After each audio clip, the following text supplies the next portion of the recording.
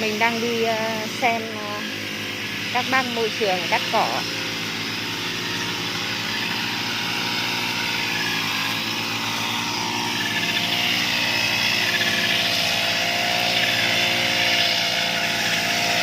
Em xin video.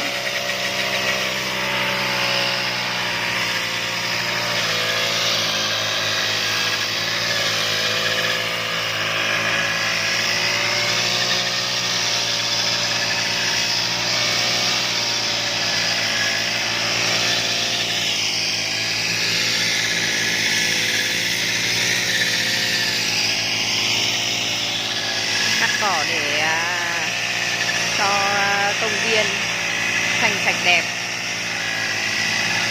Và điều thú vị ở đây đó là cái chiếc máy cắt cỏ kia nó như là một kiểu dạng như là một siêu nhân đấy, đánh bay tất cả các cây cỏ kìa.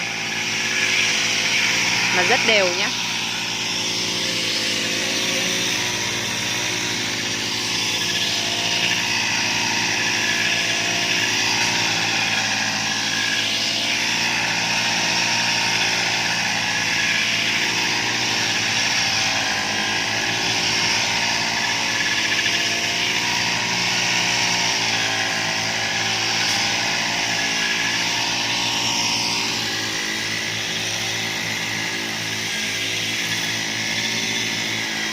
Đấy, hai bác cắt cỏ.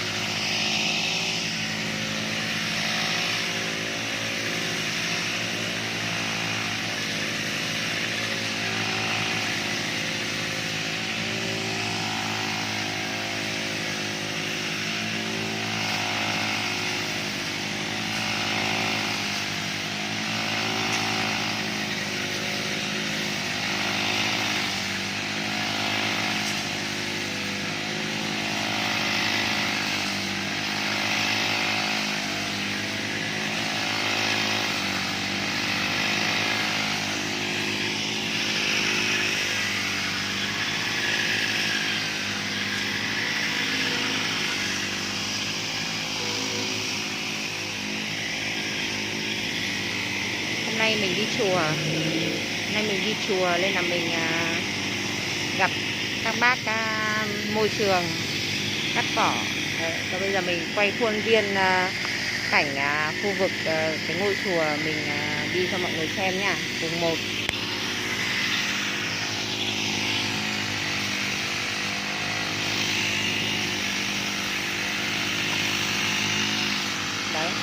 khi mà cắt xong cái là nó ngang bằng nhau này,